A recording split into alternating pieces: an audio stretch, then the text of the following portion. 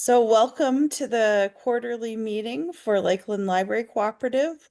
We have some quick updates from Lakeland staff, and then at the end we'll discuss seed libraries. And we had a couple libraries respond to us and let us know how they set up seed and gardening libraries, and it's some really helpful information. So if we can go to the next slide. The theme is very summary today. What's been growing on at Lakeland, and we always have something in the mix for you. So we are going to hand it over to Carol, and she's going to give some updates. Okay. Hi, everyone. Excuse me. Now I have a frog in my throat. Um, I hope you're all having a good summer, and thanks for joining us today. I'm just going to give you a little overview of what's been going on in my areas. We are embarking on writing new policies for Lakeland. We have already had the confidentiality policy and the procurement policy approved by the board. And then we're working on a number of other policies on the administrative side. They used to all be one giant policy, and we're going to get rid of that because A, it's impossible to update them, and B, they should be individual policies so they're easier to navigate through and to approve and to revise. So my goal is to bring one a month or one every couple months to the board. And then on the ILS side, Ann and Amber are working on some ILS policies that have a bit more of a what's the word I'm looking for? The procedure for that is a little more detailed because they go through various groups before they just go to advisory. So we're trying to get input on these things. And we're also trying to make it so that it is good input and an efficient use of time in terms of these policies. You might be able to tell by my voice that I really hate working on administrative policies, but they are also really important, and it is something that each library has to work on. The confidentiality policy is one that I'm hoping directors will review with their staff, and I may even work on a slide for that for libraries as well. And I'll just ask if there's questions at the end so that I don't take too much time. As far as the budget goes, Randy Riley from the Library of Michigan talked last Friday, and basically we don't know anything. The good news is nothing bad has happened. The bad news is we just don't know, and it's probably going to go down to the wire. We are doing everything in our power to keep the budget as similar to last year as possible. So the directors are aware of this. The budget will go to advisory in August, and then the board in September, but it may have to be revised depending on what state aid, what the state does and what IMLS does. There is some hope that they are going to continue the IMLS funding, but as some of you probably know, they just took away some funding the Senate just voted to rescind some funding, and we'll see what the House does. Not that all of this is related directly to the IMLS, but it is a lot of moving parts. So again, we're just going to have to wait and see. We're doing a lot of planning at Lakeland as far as what we will be doing in the next couple years with the ILS project, which Ann is supervising, and Jeff and Amber are assisting with. And I want to thank all the volunteers that are on that committee, because they've really, you've all done an outstanding job under their leadership, because it's really it's just an important process to go through with a lot of things up in the air with the finances. We don't really know when we will be able to do this, but we will be able to be ready when we can, whatever the decision is made. So thanks again for that. I'm doing a lot of training and strategic planning at libraries. I'm probably missing a few, but I'm just going to read from my list. In the last year, I've been to Belding, Cedar Springs, Gary Biker, Allendale, Hackley, Grand Rapids. I'm going to Kent District tomorrow, Hennica, Hastings, and Hopkins, and I'm starting strategic plans at Layton and Dorr, and I'm doing some staff planning at Dorr also. So there's quite a few libraries that we are working with to work on their strategic plans and training for board and for staff. So if that is something is of interest to you, please let me know.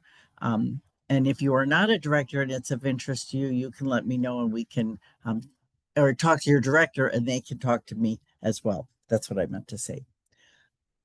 Any questions for me? Okay. Thank you all. Okay. You're muted, Ann. Oops. It's that thing where we have it sometimes in our meetings, we hit unmute and you have to hit it twice for good measure. So up next we have Jeff, and he's going to be talking about some things in cataloging. All right, thanks, Ann. Good afternoon, everyone. I'd like to talk today about differences between serial and monograph records. It sounds like fun, but it's important. The four cataloging centers, we are recommending that the libraries begin using monographic records for the juvenile series, especially the graphic novels. And the reason for this is it's much easier for patrons to place their own holds without any assistance from the staff. Placing holds on a serial record can be a bit daunting and complicated. And also the monographic records are taking advantage of, Bibliocommons' features that, displaying cover images for each volume.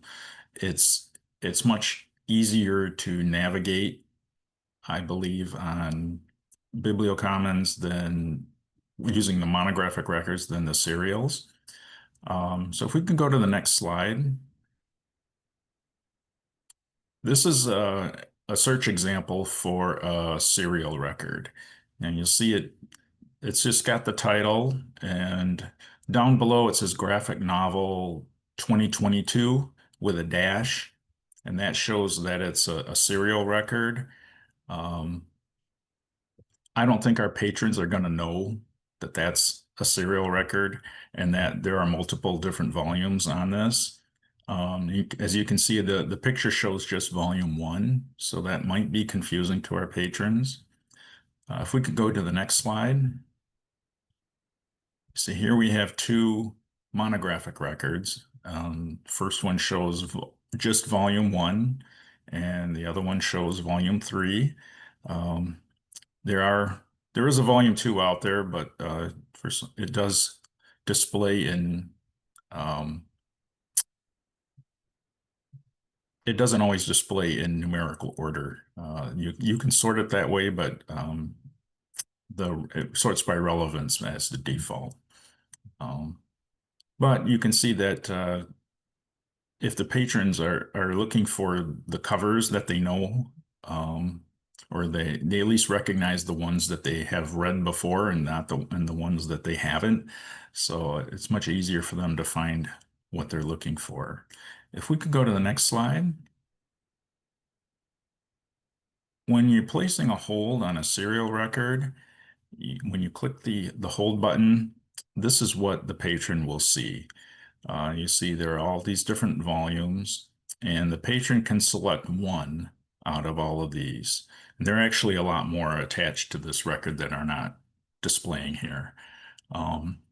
And one of the difficulties we run into is you see it like the fourth volume down, that item is checked out to July 30. So if a patron were to just click on that item, they wouldn't get that hold until at least after July 30 or maybe even later, where there are two other volume ones that are available on shelf. So if the patrons are not paying attention, they could easily end up waiting a longer time for their holds to be filled than they need to. So if we could go to the next slide. This is placing a hold on a monographic record. I'm sure you've all seen this before. It's very simple. They click on the place hold button and it pops up and says your hold has been requested. They don't have to choose anything. It's just go straight to the hold. Could we go to the next slide? Now, this is when you're attaching item records. If you're attaching to a monographic record, that means all the volumes, say like all volume fives, will be attached to that single record. What I'm asking is that don't place any information in the volume field on the item. As you see on the left side, that little example there, there's volume 5 in the volume field. If there's one item that has any information in the volume record, then BiblioCommons will display that item selection screen when they go to place a hold. And we don't want that. So if you do want to put a volume 5 in the column number, you can do that, or you can use the general note field instead of the volume field. And that will display for the staff, and it will also display in BiblioCommons. So you can do that, and the general note field doesn't interfere with placing holds at all. So that's all I have. Do you have any questions? Again, we're encouraging the libraries to do this. We're not going to police anyone and force anybody to change the way they're doing things, but it's good to take a look at what we have now in BiblioCommons and maybe think about moving to doing things on the monographic records instead of serials. So if there aren't any questions, I guess we can move on to the next person. Before we do, Jeff, Yeah. would you be okay with me putting this into a PDF and putting it on the training hub for people to Oh. refer back to? Sure, absolutely. Okay, so that will be there probably tomorrow or Monday. Thank you, Amber. Okay, I'm up again, so I'll talk about some stuff that's going on in ILS land. We've been working for a while on the circulation policy updates, and they're on the website now. And some of it was just basically updating it to some things that we're already doing because the policy was really outdated in some areas, saying you had to return items where you checked them out, which is no longer the case. And also, one of the changes that's kind of new actually is the property tax patrons accounts now are valid up to 3 years, just like any other regular patron account. So if you're ever wondering what our policies are that are Lakeland wide, they're on our website and they are under resources and ILS information and then policies. And I showed the picture of where the circulation policy is here. Additionally, the patron registration document changed a little bit to reflect the changes in the policy, and that's also on the same page. I did send an email out about this already. I just wanted to draw it to everybody's attention. Okay, next slide. So we've talked a bit about this a bit at the circulation meeting and at the board or at the advisory meeting, but just a reminder, if your library has an agreement with a surrounding library or multiple libraries, that patrons can change their home library, aka where they're picking up stuff, to a neighboring library. When you register them, you do need to make sure that their patron agency and their P code for reflect where they actually pay taxes and live. So if we have a Hopkins resident who would like to pick up their items at door, and there's an agreement between the two libraries, this is how you would set up the account. You can see the P code for and the patron agency reflect Hopkins, and the P type and home library reflect door. And again, this is only if your library has a written agreement with another library to allow this. Otherwise, they just need to be one of your patrons fully. What happens if this is not set up correctly? There can be an issue with gathering statistics about your taxpayers and or users. And the other thing is when the home library and P-type are in flux or mixed up, it can also affect holds. And it might try to send something in transit that shouldn't be able to be sent in transit, for example, some library of things materials. So that's why that's important. You can do cleanup on this if you're concerned you might have some records that are incorrect. And if you need any help with that, let me know. The next slide. So the ILS evaluation project, we've been going since kind of toward the end of April. The committee has been doing a lot of good work on this, and we're grateful to them for their time and effort. We've come up with the list of requirements, what we're needing as far as what we're looking for in a system. And then once the group finished with that, we did make that available to all members to put input, and some of you did that, so thank you for that help as well. It is really quite comprehensive. It's a pretty long document of what we're looking for. And our next steps are that we're going to put an RFI, which is a request for information, out to some vendors. And vendors also, we're going to put it on our website, and if they see it on our website, they will be welcome to respond at all.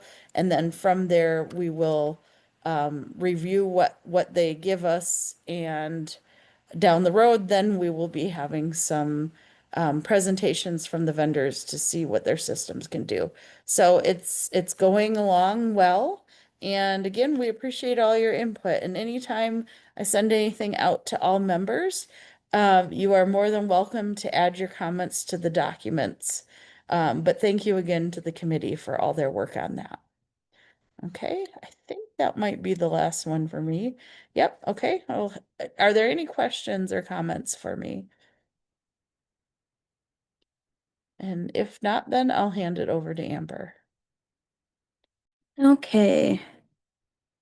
I don't have a whole lot for you guys. Biblio app stats are always in my reports. We're going to work on getting them on the actual report site where your other statistics go, uploading them monthly. What you're looking at now is the active users per library. This is the number of people who actually opened and used the app in June.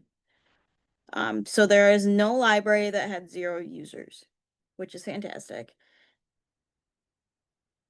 And then we also will start getting the self-checkout app stats. And that will be by month, by library, and it will tell you how many items were checked out, and how many users checked out those items. So we don't get specifics, we just get numbers. So for example, at Hennica, 7 people checked out 26 items. So we will have those circ stats going forward. Other than that, continuing education is on a break for summer reading, but we will be starting back up next month. And we invite anyone who is interested to join our meetings. It is a 1 hour a month commitment with special projects as needed to plan the programs. Any of you are welcome to join. You don't have to be in a leadership position. We welcome all experience levels because everyone has different opinions, and you guys are who we're catering to, so we need to know what you need. And it's a really good group. It's a lot of fun to work and plan. And feel free to just drop in for a meeting to see what it is. Barcodes and delivery dots. The barcode order has been submitted and it is in processing. We should be getting it within the next, I would say, week, but we'll say 2 weeks just to be safe. And the delivery order was delayed. We normally do it in June. It was delayed while Carol worked with our vendor to figure out a mutually beneficial process for ordering moving forward, because we'd been doing it the same way for the past 25 years. So we figured that out. I sent the email out yesterday. If you did not receive the email, go ahead and email me and I will give you the price. I just need them in by next Friday, that is July 25th. And then as a general reminder, oh, I have a typo. Lakeland staff is available to conduct training for your libraries as needed. Training topics include, but are not limited to, Sierra, cataloging, Overdrive and Libby, Patron Point, Bibliocommons and app, de-escalation techniques, etc. If there's anything you notice your staff needing a refresher on, feel free to reach out. We can set something up over Zoom, or if you're having like an in-service day, we can come out and visit and do training in person. I'm going to Lake Odessa on the 14th of August. I do training with them on their in-service day every year now, just to do refreshers. But we are here for you, so if you need anything, reach out. But if there are any technical issues, please email tech help, so it can get taken care of as quickly as possible. And that is all I have. Does anyone have any questions for me?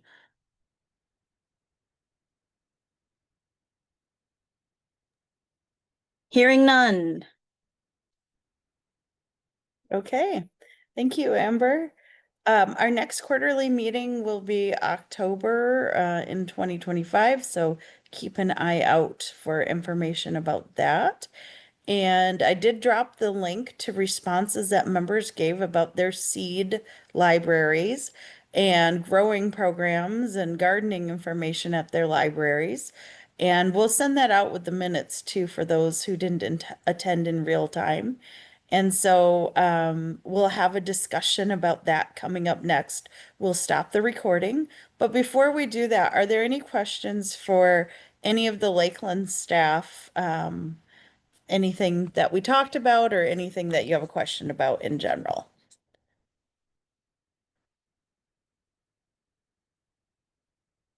And we're always available by the help desk, or you can call or email us for your questions. If it's kind of a support thing, the help desk helps the best for that. So with that, I'm going to end this portion of the meeting. We'll stop recording and we'll move into the discussion about seed libraries.